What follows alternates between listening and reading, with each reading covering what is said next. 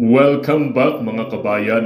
Nagbabalik po muli ang inyong lingkod upang magbigay sa inyo ng mga bago at nagbabagang mga balita. Raffy Tulfo, umaksyon na naman at nilaglag ang mga kababalaghan na ginagawa ni Smug sa ating bansa. Wala nang kawala itong si Ahas ng Malacanang na Smug sa pagbubulgar sa kanya ni Raffy Tulfo. Tila ba naging Raffy Tulfo in aksyon ang ginawang pagbubulgar? Dahil sinagot ni Tulfo ang panawagan ng mga taong bayan. Ibinulgar din ni Tulfo ang mga inchik na kasabwat ni Smug sa pag-i-smuggle ng mga iligal na produkto sa ating bansa. Buti na lamang at mayroon tayong mga opisyalis sa ating gobyerno na maaasahan pa rin at mayroong paninindigan sa taong bayan at sa ating bansa.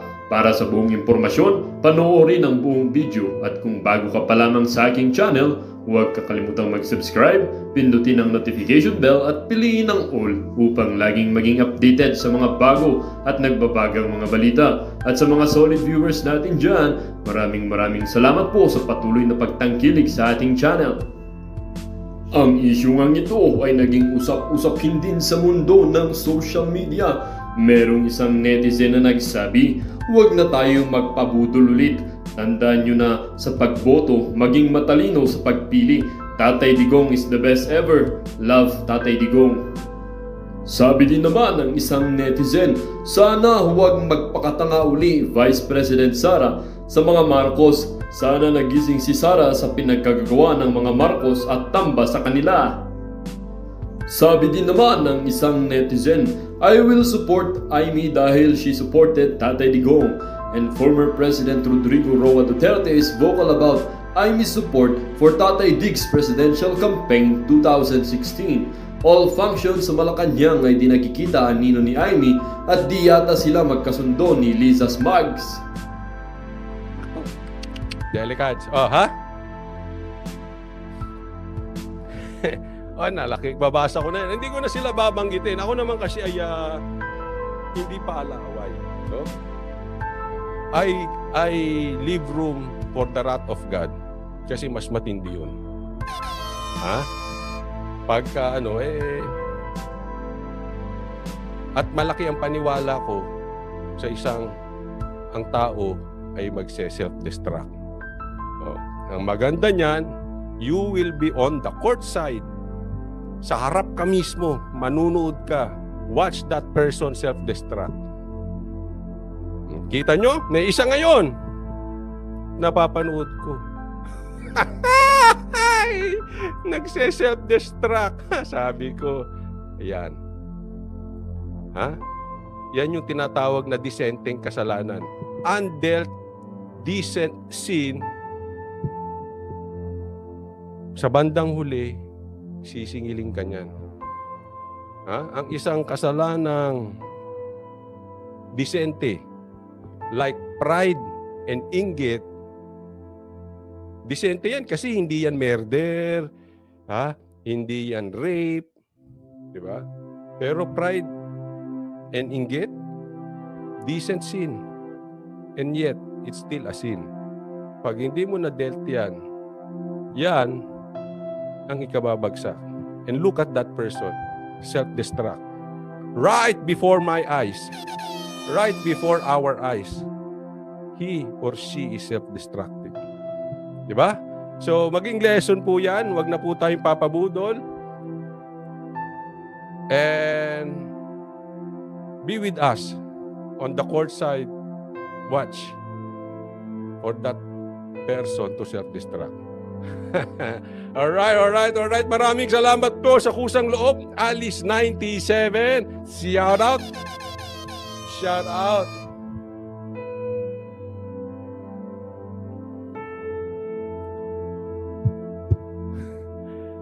Ay, partner Randel Bunagan. Ha? Condolence po sa iyo. Ayan. Condolence kasi si partner Randel ay namatayan ng 6 na tuta. No? Condolence. But anyway, ganun po talaga ang buhay. Ngayon, solid ganito. Ito. Ha? Di ba alinang tayo ay magkapaulit-ulit, pero sa mga bagong pasok, mga bagong manunood ni Coach Oli, kailangan turuan na natin kasi mag-2025 na eh. Mag-e-election na naman. At bago natin puntahan kung ano ang kalalagayan ni Tatay Digong bilang senador, kailan tinuturo din natin. Ha? Una, hihingi na kayo ng resibo. Okay? Pangalawa, huwag kayong kukuha na may masamang bisyo.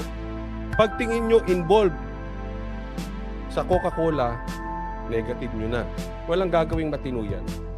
Pangalawa, huwag kayong kukuha ng under Tisaya. Okay? Hindi po tayo nagiging sexist o ano. But then again, pag may binoto ka, ang gusto mong mamamahala ay yung binoto mo. Pag under Tisaya yan, guaranteed 100%. Hindi yan ang uupo yung asawa. Display lang yan dyan. So, titingnan nyo rin. Especially dun sa mga local election. Tingnan nyo yung congressman man namin under Tisaya. Diba? Makikita nyo naman niya kasi dyan sa lugar niya yun, sa distrito nyo yan. May usap-usapan dyan. Diba? Anong senyales ng isang tao under Tisaya? Yung asawa nakikialam o yung jowa nakikialam doon sa trabaho ng lalaki na yung lalaki ay hinalal ng taong bayan. Pag nanghihimasok, guaranteed mo under Tisaya. Bakit, Coach Oli, wala bang karapatan yung asawa? Merong karapatan, asawa yan eh. Pero pagdating sa pamamalakad ng bayan, dapat yung hinalal. E di sana tumakbo ka na lang. Ikaw pala gusto mamahala eh. Ginawa mong display yung asawa mo. Ginamit mo lang ang apelyido. Eh kung magaling ka, ikaw tumakbo. Pag ikaw ang hinalal, di yung lalaki tumahimik, siya hinalal ng taong bayan eh. Tama ba o tama-tama? Kaya mag-iingat po kayo sa mga senyales. Delikado po yan. At yan po ay nakasulat din. Ha? Sabi nga, wife, submit to your husband. Ang leader po dyan yung lalaki. Eh sino ba binoto nyo? Yung lalaki o yung babae? Diba? So, ingat. Ingat sa mga under Tisaya. Sabi naman dito, mga actors, wala na kaming iboboto. Ako, ayaw ko talaga sa mga actor. Ha? Ewan natin. Kung namimigay ng jacket, pwede. Hindi. Tingnan natin, no? Mahirap magsalita. Ang sa akin, kay actor, kay hindi, may resibo. Kung walang resibo, gumawa muna siya ng magaganda. Then, saka siya tumakbo. So, it doesn't matter kung actor siya o hindi. Pag pinakita niya na yung resibo, ay meron na. May karapatan na. Sabi ni Marlon, nako coach, outside the Kulambo. Halimbawa, congressman, mayor, boboto nyo under Tisaya. Yung asawa nga niya, hindi niya kayang ilagay sa lugar eh. Yung kanyang distrito pa, yung kanyang city pa, how can you expect? Sigurado ko, pag ang lalaki under Tisaya, tingnan mo ang pamilya, nagkakagulo. Bakit? Walang kontrol yung lalaki. Hindi ko nilalahat, pasensya na po kung may tinamaan dito na mga may pamilyang ganun. No? But hindi man lahat, maraming ganyan. Magkakagulo yung family because yung tatay under. Hindi niya controlled eh. Eh kung hindi mo control yung family, kukontrolin mo pa yung city, eh lalo kung buong Pilipinas. Saka pupunta. Paano kung mga bangag? Eh mas lalo na yan, Don Baldabino. Yung bangag, wag na. Ako, sabi ko sa inyo, kontradurugista tayo, ayaw natin yan. Wag na tayong pupunta. Kasi ang laki na ng problema natin, ang corruption sa tingin ko sa Pilipinas, it will take us another 100 years bago natin masolusyonan. Honest opinion ko yan. Bago natin masolusyonan ang problema sa corruption. Ang lala po. Ang lala ng corruption. Hindi lang sa administrasyon nito, pati kay Tatay Digo may corruption. Kaya nga kasi yung sistema natin may problema. Yung puso ng Pilipino may problema. Tingnan mo na lang kahit yung mga vloggers. Dati minumura balik na naman ako. Nakakagigil kasi. Dati minumura si Marcos. Kung nakakamatay yung mura na yon, ang lulutong pa magbura. Akala mo, PI. Ganon. Galing sa ikabuturan ng puso, PI. Ngayon, himot puwet. Ang hilig sa puwet talaga mga animal. Di ba? Oh. Ang problema natin yung puso, yung corruption, matagal yan. It will take us 100 years bago maayos. Huwag na nating dagdagan ng droga. Patay tayo dyan. Kasi, ang laki na ng problema sa corruption. Tapos dadagdagan mo pa na. Di bali saan ng corrupt eh. Hindi ko sinasabing okay Pero kahit, ibig sabihin, kahit malalayan at hindi natin masolusyonan agad, wala lang Coca-Cola, wala lang bangag, may peace and order. Kasi pag walang addictus, mapayapa eh. Di ba? Mapayapa. May mga ganyang bansa eh. May mga kurap. Pero tingnan mo naman ang ayos ng bansa. Bakit? May peace and order. Pagdating sa nakawan, pagdating sa droga, ang higpit. Payapa yung lugar. Di ba? Laki na ng korupsyon natin, problema natin sa korupsyon. Dadagdagan nyo pa ng bangag. Maawa kayo mga Pilipino. Maawa kayo. So, wag na yun. Wag na yun, may mga bisyong ganun. Sabi naman dito, marami kasi dyan sa Pilipinas madaling mabudol. Correct. Kaya nga sinasabi ko, huwag kayong maniniwala sa politiko basta-basta. Huwag kayong maniniwala sa vlogger. Kahit kay Coach Oli, huwag kayong maniniwala. Tingnan ninyo ang ebidensya, resibo, nang hindi tayo nabubudol. Patas po tayo. Hindi ko sinasabi huwag niyong pagkatiwalaan yung vlogger. Kami nga inuuna namin, sa amin mismo huwag kayong maniwala. Kailangan may ebidensya. Pag naglabas siya ng pasabog, walang ebidensya yan, titingnan yung agenda niya. Baka gusto lang itaas ang sarili, baka gusto lang itaas ang rating, baka gusto lang itaas ang viewership. Ganyan din ang politiko. Pag may pinangako yan na hindi niya nagagawa, anong gagawin yan? Parang manliligaw yan, ibibigay ko sa yung araw, ang langit, ang bituin. Tanga, hindi sa'yo yan, ba't pinapangako mo? Maraming ganyan, kaya mag-iingat na kayo sa budol-budol. One thing, ito gusto nyong makabawi sa nangyari sa Pilipinas nung eleksyon, dapat matuto kayo. This is the greatest budol of all time. Gamitin nating mga Pilipino na tayo ay matuto, na hindi maulit. Kasi pagka inulit nyo yan, ewan ko na sa inyo. Kaya nga pinauulit ko dyan. Baka mamaya may mga espiya, sasabihin galit sa Marcos, galit sa Marcos, galit sa Marcos, galit. So, dalawa na nahuli, ulitin ko para just to prove my point. Marcos, pagdating sa dulo sasabihin, ay kaibigan ni Sara yan. Hindi naman yan si BBM. Si Amy naman yan. O si Amy, di balik na naman tayo sa budol. Ano bang nangyari noon? Sinabi ni Sara, suportahan natin si Marcos. Naniwala yung iba, kami hindi. Ang daming nabudol. O ngayon naman, ganyan ulit. Kaibigan ni Amy, si Sara. Boto natin. Tanga. Hindi pa kayo natuto. Makikinig na naman kayo sa vlogger na yan. Espiya lang yan. Kunwari lang binibinatan si BBM. Tapos sa bandang huli, ang isisigaw niyan, Amy or Romualdez. O, pusta? May ganyan kasi. Yung pala fall guy lang. Fall guy. O, yung pala, ipapasa lang. Naiintindihan nyo? Naiintindihan nyo ang kanilang strategy? Ingat kayo. Ingat. Nangyari na sa inyo, pag pinaulit nyo pa, ay hindi na po ibudol yun. Katangahan na yun, Sabi ni Marlon, alam mo, Coach, happy lang ako. Alam mo bakit? Medyo nagigis. Iya naman. Pasalamat tayo, Okay. Natututo na ang marami.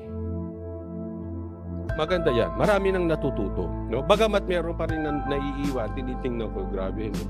Meron pa rin mga tanso. Meron pa rin mga budol guys Nangingibabaw pa rin ng mga budol, guys. Ha? Iingat po tayo dyan. Andiyan pa rin sila. Jukebox vlogger. Kalabit penge. Oh.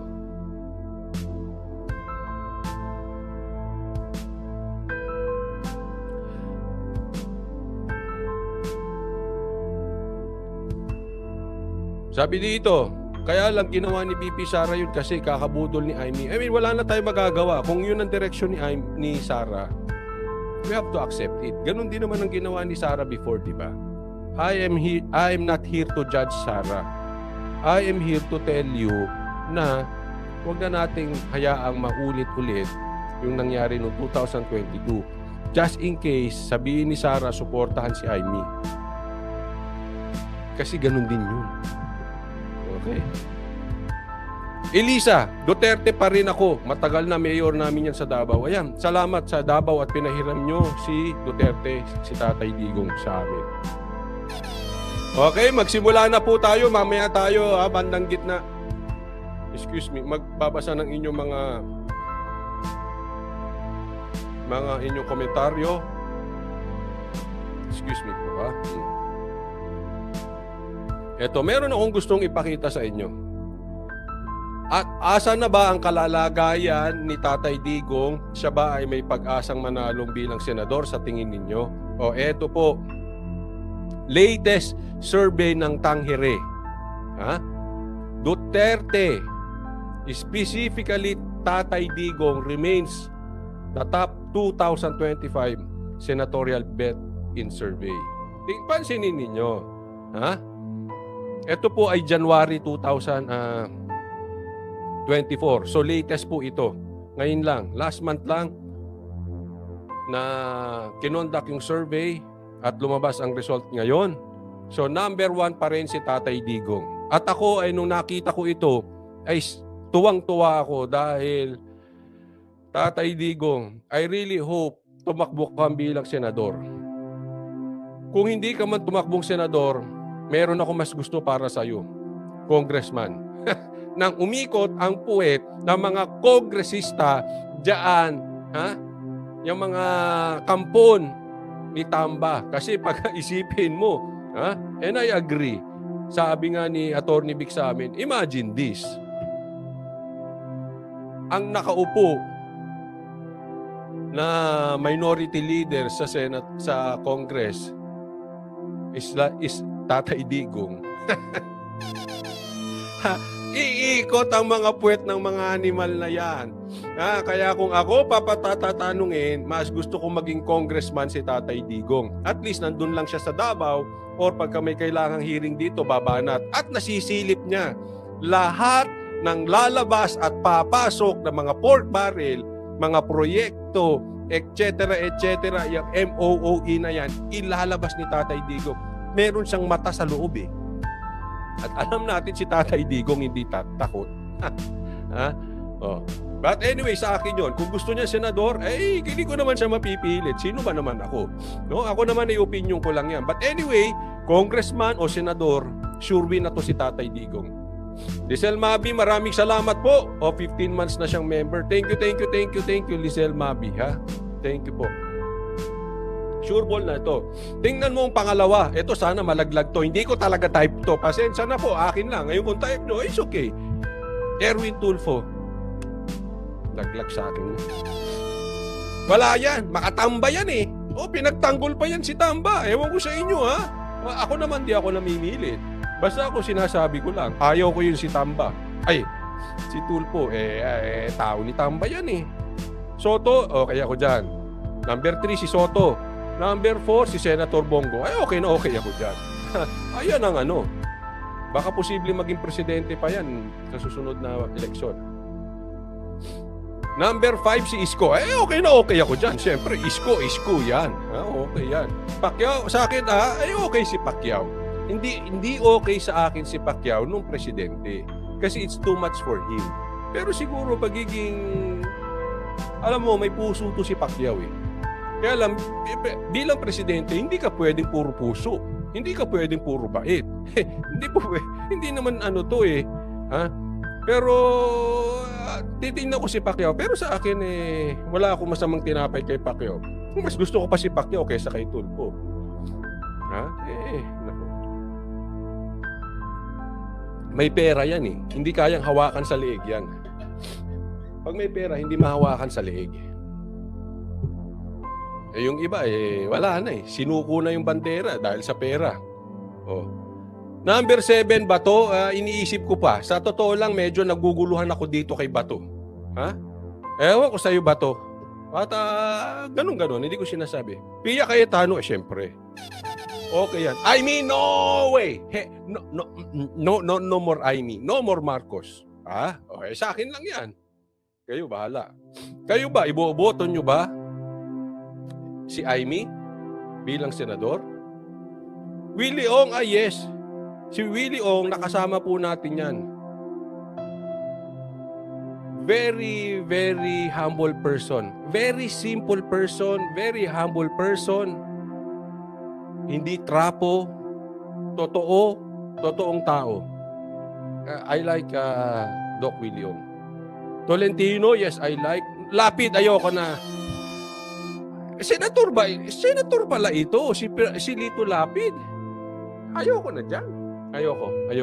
So dito sa nasa top 12, ang ayoko si Erwin Tulfo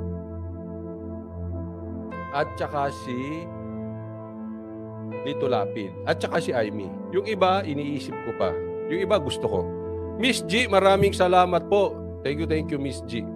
Kayo ha? Hindi, ako nagtatanong lang. Gusto ko lang malaman. Yes, iboboto ko si Aimee. Lagay mo dyan, yes. No, hindi ko iboboto. O yun, pakilagay na lang yes or no. Para ma-sermonan ko kayo. Ako, sabi ko sa inyo, sasabihin ko lang kung ano yung nasa puso ko. Kung ayaw nyo ako sundin, nasa sa inyo yan. Basta ako nagpapaalala. As far as I know, the last time I checked, she is still a Marcos. Ayoko na. Alright? Sige nga, yes. Boboto. O si Aimee, no. Ayan na, gusto ko lang makita. Tingnan ko kung natuto na. Ay, ayun. Congratulations sa'yo, Junbag. Sabi niya, yes.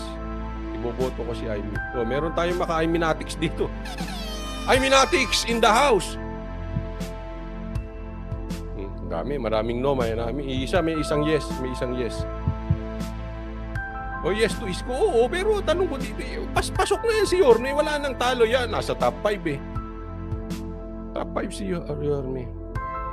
Ang mga nagdedelakado dyan, ang mga top 8, 9, 10, 11, 12, yan pwede pang lumaro yan, especially yung mga nasa dulo, 11, 12. Ayan, Aimee!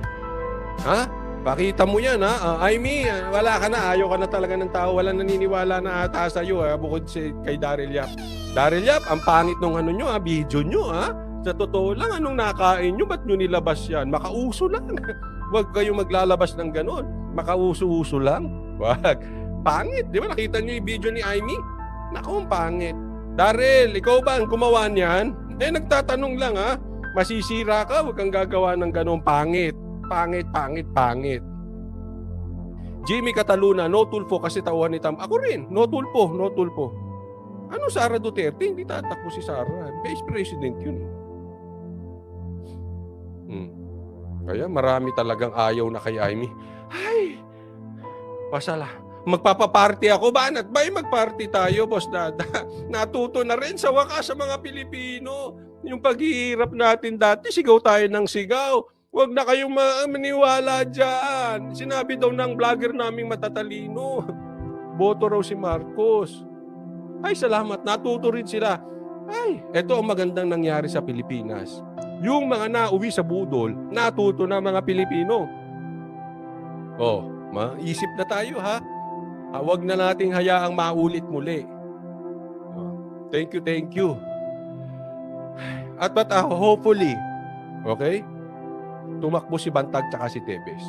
Alam nyo kung bakit? Kailangan natin ng numero. Kailangan natin ng numero na hindi kayang hawakan sa liig ng mga tambaluslos.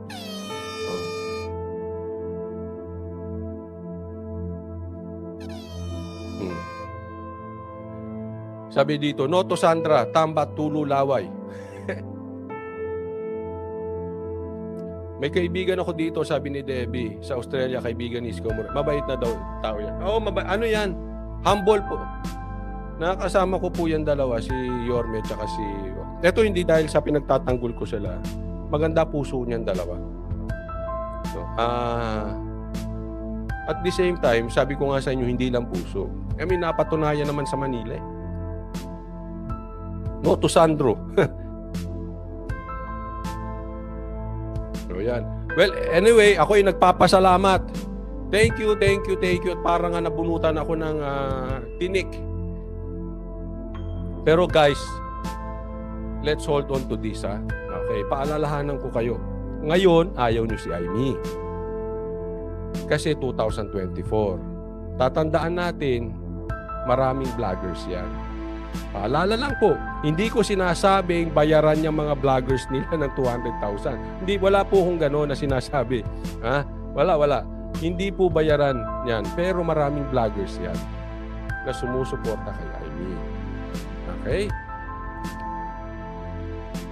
Ngayon, ayaw nyo kay Aimee. Baka pagdating sa 2025, kakapanood nyo sa ibang vloggers, iba na tono nyo. Tatandaan natin, matatalino yung ibang vloggers nila. Kilala ko iba doon.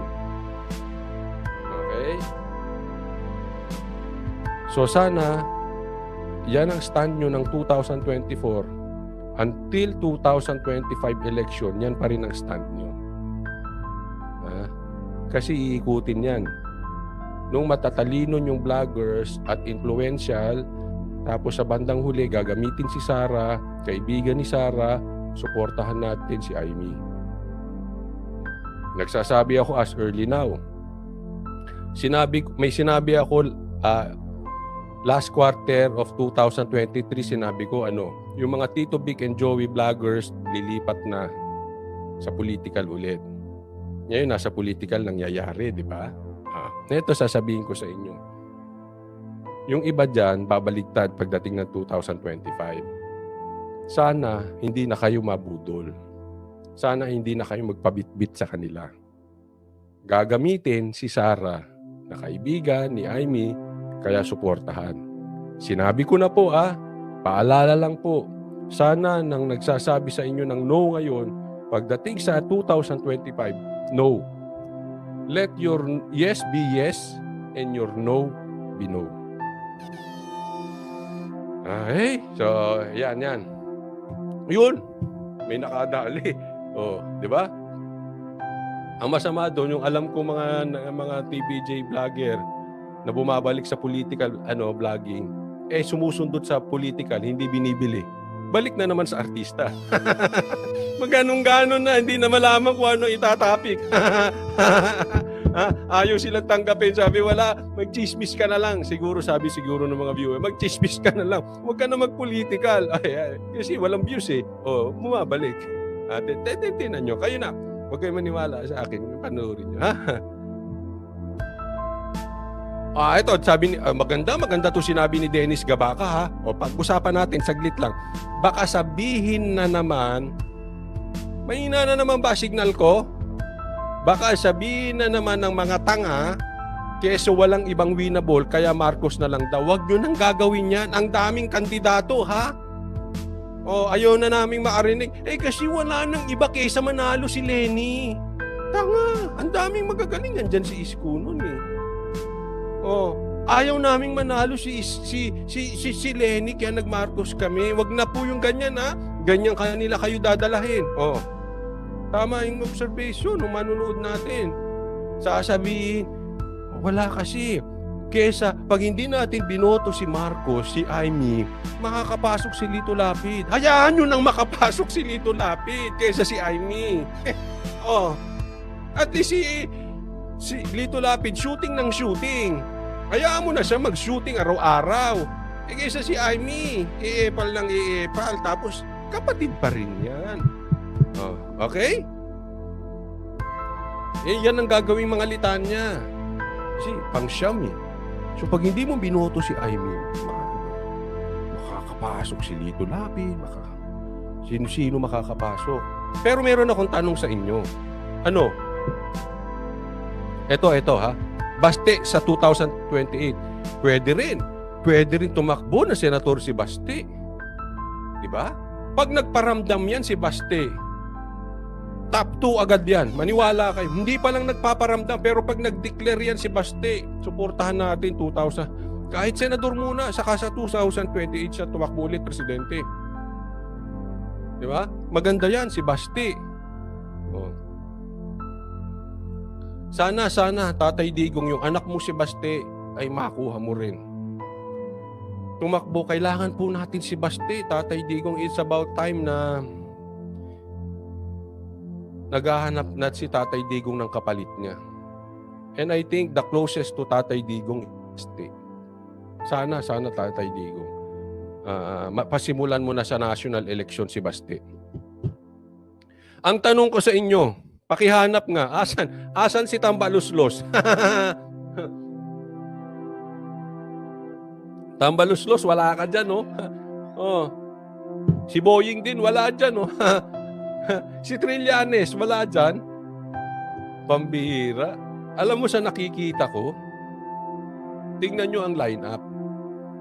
Bagamat hindi solido, makikita natin ang lakas pa rin ni Tatay Digong. Ang lakas pa rin ng Duterte.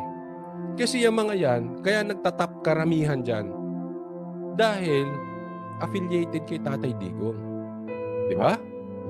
Kahit si Amy nakikiduterte yan. Hindi naman Duterte yan, nakikiduterte pa na yan dikit niyan. Isa yan sa cause. Kaya andyan pa rin yan si Amy. Because of Duterte. Di ba? So, etong pagiging number 1 ni Tatay Digong at yung mga iba niyang kasamahan, it shows malakas pa rin ng Duterte. Hindi pa nagde-declare dyan si Bantag, hindi pa nagde-declare dyan si Tebes, hindi pa nagde-declare dyan si Pulong o si Baste. Diba? Yung mga alam nating mga maka-Duterte talaga. Oh. So, laos na kayo, Trillanes, Tambaluslos, na? Wala ka talaga. So, gawin mo na lang mag-prime minister ka na lang. Mag-prime minister ka na lang. Gawin mo na lang parliamentary tayo. Talagang, ayan ang gagawin nila. Diyan na po yan mauuwi. Ayan. Eto next natin. Speaking of Tatay Digong, meron na namang tinawag si Tatay Digong gago. Yung mga gago dyan. Kasi ang politikong hindi makaunawa, gago. Sino kaya yung pinaparinggan ni Tatay Digong dito na gago? Pakinggan nyo mabuti. Ito.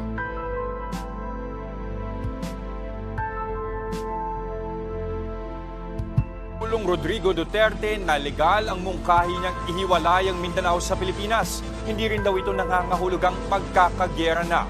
Nasa frontline ng balitang yan si Marlene Alcaide. Nagtataka raw si dating Pangulong Rodrigo Duterte sa aniyay knee-jerk reaction ng ilang militar at opisyal ng pamahalaan. Kaugnay ito sa mungkahi niyang ikalas at maging independent ang Mindanao mula sa Pilipinas o yung secession. Sa isang radio interview, binanata ni Duterte ang mga bumabatikos sa kanyang proposal. Yun ang hindi naintindihan ng mga sa kanila na lang, tira-tira na Sino Tatay Digong, sino yung mga gago? Kathleen Kikuchi, maraming salamat from Japan. Thank you po sa kusang loba. Kathleen Kikuchi, sino kaya yung gago, Kathleen? But anyway, yan ang hindi naiintindihan ng mga gago. Basta ang kanilang tira lang ng tira ng sedition. Para sa kanila illegal. Wala pong illegal. May mga bagay na pwedeng mangyari the legal way. Hindi naman minamadali ito ni Tatay Digong Alam mo, OA lang yung mga yan. Hinahanapan lang ng binubutasan. Dalawa lang yan. Binubutasan si Tatay Digong, kaya yung mga maliit niyang sinabi, pinapalaki or praning. Ano sa tingin ninyo? Yung mga nataranta dyan sa paghihiwalay ng Mindanao, praning? Bakit kaya praning? Ay, naku, bawas-bawasan nyo yan. Or, talagang sinisilipan si Tatay Digong, pinapasama lang sa mga Pilipino. Alam mo, nagtataka ako, Marcos, nakisawsaw ka pa dyan. Alam mo, meron pang speech si Marcos patungkol dyan sa Mindanao. Ano ka, napraning ka ba, Marcos? Napraning ka? Isipin mo, ang tipid-tipid magsalita ni Marcos. Ang hihina ng kanyang mga bihirang-bihira siya magpa-press con. Tapos ngayon, ang haba-haba ng sinabi niya patungkol sa paghiwalay ng Mindanao sa Pilipinas. Ano ka, napraning? O sinisilipan mo si Tatay Digong? Nagtatanong lang ha. At sino ba yung tinawag mong ditong gago? Tatay Digong, si Marcos ba?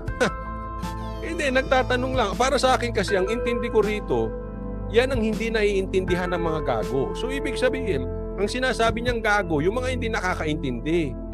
Gago talaga. Paano ka naging politiko, hindi mo naiintindihan? May legal way po yan. At hindi ibig sabihin, gegera Mindanao laban sa Luzon tsaka Visayas. Gago. Sorry, inulit ko lang yung sinabi ni Tatay Digong. Hindi mura, gago, I mean stupid. Gago.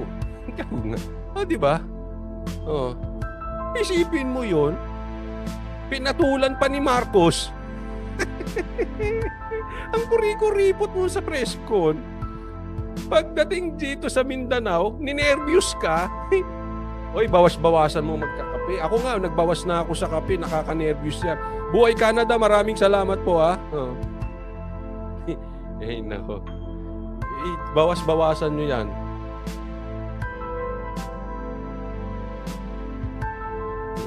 Vision.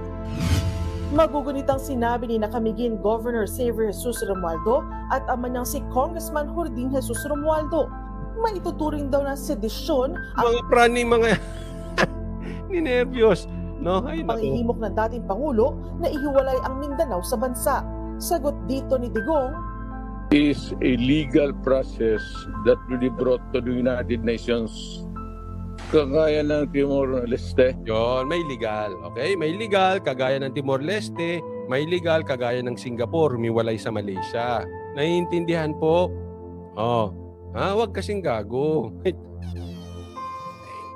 Kung ikaw politiko, hindi mo alam yan, ano nangyayari sa'yo?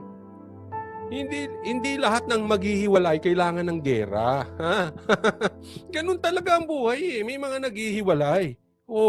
Tanggapin mo. But anyway, gusto ko malaman ng stand. Hindi ako, okay, against ako. Kung ako tatanungin personally, against ako na humiwalay ang Mindanao sa Pilipinas. Pero, kung gagawin ito ng legal at yan ang gusto ng nakakarami at ikakabuti ng Mindanao, so be it. Pero kung ako, ayoko, personally, hindi ako sang-ayon, pero let's agree to disagree. Kung nakakawawa nga naman ng mga taga Mindanao, na-e-etsepwera sila, may karapatan ding mabuhay yung mga yun. Basta lang, tama si Tatay Digong, gawin itong legal, at sana makabili ako ng lupa sa Davao. Kasi kung aalis yan, tapos ang Prime Minister natin si Tamba, kayo na lang dito. Ayoko dito. This is going down. Wala. Sino? Pag sila mangunguna, si Aimee, tapos si Tamba, tapos si Sandro, tapos si Rapi Tulfo, ayoko na. Uunahan ko kayo. Ayoko uulitin ko, baka mamaya pasubaybayan ako ng gobyernong ito. Ayoko, humiwalay ang Mindanao. But if ever it will happen, at sila lang ang magpapalitan dyan, si Sandro, si Tamba, si Aimee, si Lisa, tsaka si Tulfo, I'm out. Pagbigyan mo ako makabili dyan sa Davao, ha? Ayoko dyan. Ayoko na dito. Walang patutunguhan yan. Sila naman. At lalo na pag naging parliamentary tayo at Prime Minister si Tamba, ay hindi na. For sure. Lipat na ako Davao. Okay? Akin lang naman. Ulit ha, hindi ako sang-ayon, pero okay lang sa akin. May kumakalat na nga eh. Ewan ko kung totoo yun, may kumakalat na passport Davao. No, hindi mangyayari yan sa Malaysia kasi ang Malaysia, di ba? Singapore. Totoo lang, nahahati ang Malaysia ng Sabah, Sarawak, at saka itong KL side. May KL side, KK side, tsaka yung Sarawak. O, Sabah yung KK, di ba? At anyway, yun ang stand ko, ha? They thought that if you want to secede, it's going to be war. No, we are not doing it. We are doing it the legal way. Ito kasing mga ito, mga tanga. Sa napanood niyong video mga kabayan, ano naman po ang inyong mga opinion? Ang ating comment section ay bukas para sa inyong mga komento at reaksyon. Huwag kakalimutan, do not let your thoughts left unspoken. As citizen of this country, your opinions matter. Huwag pong mahihiyang magbigay ng inyong mga saloobin, mga kabayan. Siyempre, huwag nyo din pong kakalimutan i-share ang video ito upang inyong mga kaibigan at kapamilya ay maging aware din sa kung anong nangyayari sa ating bansa. Huwag din kakalimutang mag-iwan ng like. Hanggang sa muli!